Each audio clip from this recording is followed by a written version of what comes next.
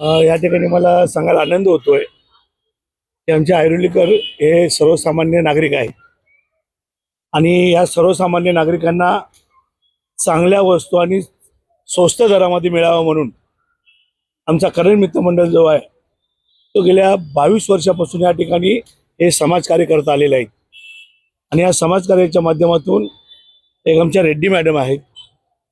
त्यांनी गेल्या 6 वर्षापूर्वीपासून आमच्याशी त्यांनी कॉन्टॅक्ट केला गेला.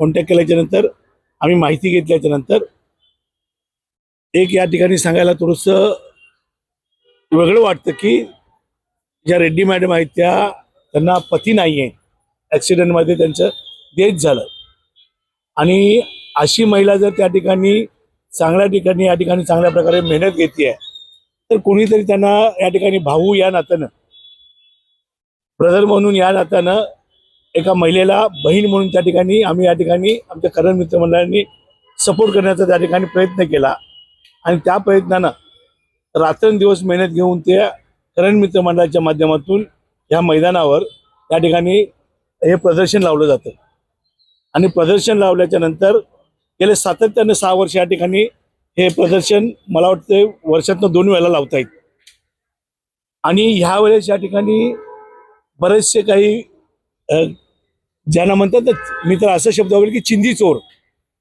अशी लोक काही या ठिकाणी नगरसेवक झाले आणि नगरसेवक झाल्याच्या नंतर ह्या वेळेस हा प्रदर्शन होऊ नये म्हणून खूप काही प्रयत्न केले गेले. मला इथे या ठिकाणी सांगायचं एवढंच आहे की गेल्या 22 वर्षापासून या मैदानावर आम्ही या ठिकाणी नवरात्री करतोय. या ठिकाणी हा मैदान नव्हता.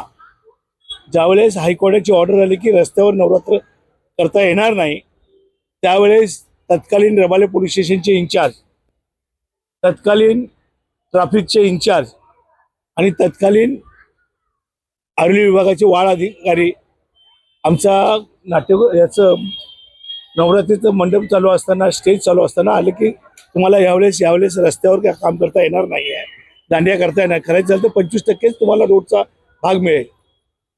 आणि मग मी सांगितलं आता आम्ही जाणार कुठे. मग मला एकच प्रश्न विचारला रबाले पोलीस स्टेशनचे सन्माननीय इन्चार्ज साहेबांनी की MK साहेब तुमचं किती वर्षापासून इथे नवरात्री चालतो. गेली बोलली 15 वर्ष झाली.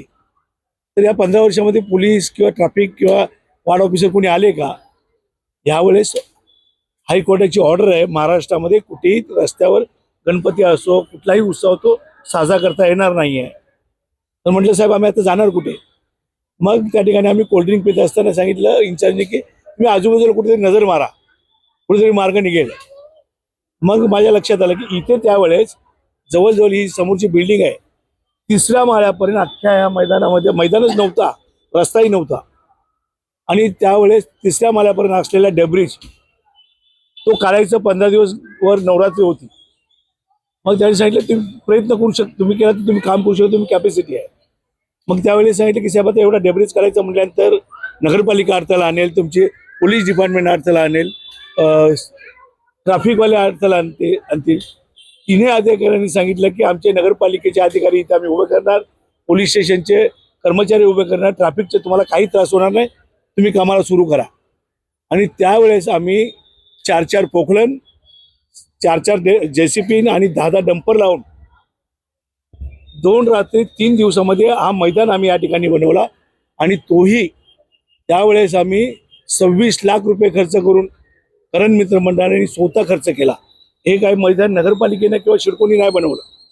पण काही जे मी मगाशी म्हटलं तसे काही म्हणजे फालतू लोक ज्यांच्या आयुष्यामध्ये इकडनं तिकडनं भीक मागून पोट भरायची सवय झाली अशा लोकांनी यावेळेस इथे हे व्यत्यय आणला आणि ह्या ठिकाणी फक्त आमचा प्रदर्शन आणि नवरात्रीच्या शिवाय शिडको म्हणा नगरपालिका म्हणा कोणाला परमिशन देत नाही आहे आणि द्यायची नाही.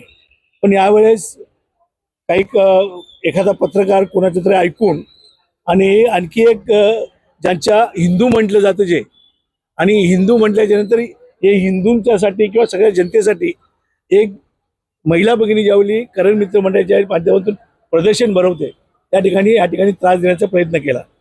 मी एवढंच म्हणेल की आम्ही लिगली प्रदर्शन भरवत असताना जर तुम्ही आम्हाला एवढा व्यत्यय आणला तर माझ्याकडे सगळ्यांची अंडी पिली आहेत. कोणाच्या गोडाऊन कुठल्या हाय टेन्शन खाली आहेत, कोण कोणाकडून काय घेतोय, त्याच्या पलीकडे कोण मैदान स्वतःची जागा नसताना, शिडकोची जागा असताना तिथे किती किती शाळेतल्या लोकांचे टुर्नामेंट्स भरवताना पैसे घेत आहेत, हे सगळं माझ्याकडे आहे. पण आम्ही विचार करतोय की ह्या गोष्टीमध्ये जाऊन कुठेतरी लोकांना अडचण आणणं उचित नाही. पण आता ह्या लोकांनी सुरू केलाय. ह्या लोकांनी सुरू केल्याच्या नंतर MK मडवी कुणालाही घाबरणारा नाही आहे. लिगली काम करून त्या ठिकाणी काम करणारा व्यक्ती आहे. आणि त्याचबरोबर या ठिकाणी बदनाम केलं गेलं की MK मडवी 5 लाख रुपये घेतो, म्हणजे नाव न घेता की इथला जो कोणी आहे तो 5 लाख रुपये घेतो. आम्हाला 5 लाख रुपये घ्यायची जरूर काय, कारण मित्रमंडळाच्या माध्यमातून प्रदर्शन भरवला जातोय आणि त्या प्रदर्शनाच्या माध्यमातून थोडंफार सगळं जे काय मिळत हे घेत आहेत. आम्ही यांच्याकडे त्यांना विचारायचं, त्यांची पण बाईट घ्या. आमचं फक्त एकच उद्दिष्ट आहे की आपण ज्या समाजामध्ये राहतो त्या समाजाला काहीतरी देणं लागतं, ते आम्ही या ठिकाणी देण्याचा प्रयत्न करतोय. आणि हे प्रदर्शन भरवण्याच्या अगोदर, हे सगळं व्हायच्या अगोदर यांच्याकडे बरेचसे काही उन्हाळ टप्पू जे आता कोणी जे XYZ नगरसेवक जे आहेत ना, त्यांनी पैशाचीही मागणी केली. तरी आम्ही सांगितलं जाऊ द्या, जर तुम्हाला द्यायचं असेल तुम्ही द्या. अशी लोक जी उत्सुकता असतात, तर त्यांनी सांगितलं की दादा, आपण या ठिकाणी प्रामाणिक काम करून लिगली काम करतोय, तर आपण कशासाठी पैसे द्यायचे. आणि तुम्ही पत्रकार पण दरवर्षी या ठिकाणी चांगल्या प्रकारे मदत करताय. प्रेसवाले असतील, इलेक्ट्रॉनिक मीडिया असेल, त्या ठिकाणी वॉर्ड ऑफिसर सगळेच मदत करतायत. का तर तेही या ठिकाणी काय आरोग्य विभागाच्या नागरिकांचं या ठिकाणी विचार करतायत. आणि एक ज्यावेळी महिला भगिनी एवढे रात्रंदिवस मेहनत घेऊन त्या ठिकाणी ज्यावेळी असं चांगलं ज्यावेळी उपक्रम राबवतायत, त्यावेळी तुमचं आमचं कर्तव्य आहे. पण काही लोकांना काय घरदार नाही आहे, मग कुठेतरी कट्ट्यावर बसायचं, दारू पियायचे आणि मग लोकांकडून पैसे वसूल करायचे. आणि आता तर त्यांच्या अंगात असं आलं की आता आम्ही नगरसेवक झालोय. आम्ही गेल्या 25 वर्षामध्ये सेक्टर 4, 5, 16, 17, 6, 7, 8, 8A रस्त्यावर, फुटपाथवर फेरीवाले कधीच नव्हते. आता मीडियाने बघा सगळ्या ठिकाणी फेरीवाले बसून पैसे वसूल चालू झाले या लोकांचे. तर मला एवढंच म्हणायचं आहे, आपल्या माध्यमातून, मीडियाच्या माध्यमातून आम्हाला या प्रदर्शनाच्या माध्यमातून मेसेज द्यायचा आहे की लोकांना या ठिकाणी चांगले देण्यासाठी तत्पर राहावा. लोकांनी तुमच्यावर विश्वास ठेवून तुम्हाला या ठिकाणी निवडून दिलाय, आणि ते निवडून दिलं काय, EVM मशीन बाजूला ठेवा आणि मग समोर या.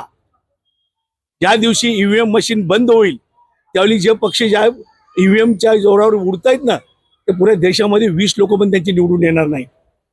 तर जनतेचा विश्वास या ठिकाणी संपादन करायला पाहिजे. नमस्कार. ऐरोलीकर एक्झिबिशन मध्ये MK दादा मडवी यांच्या हातून प्रारंभ झाले आहे.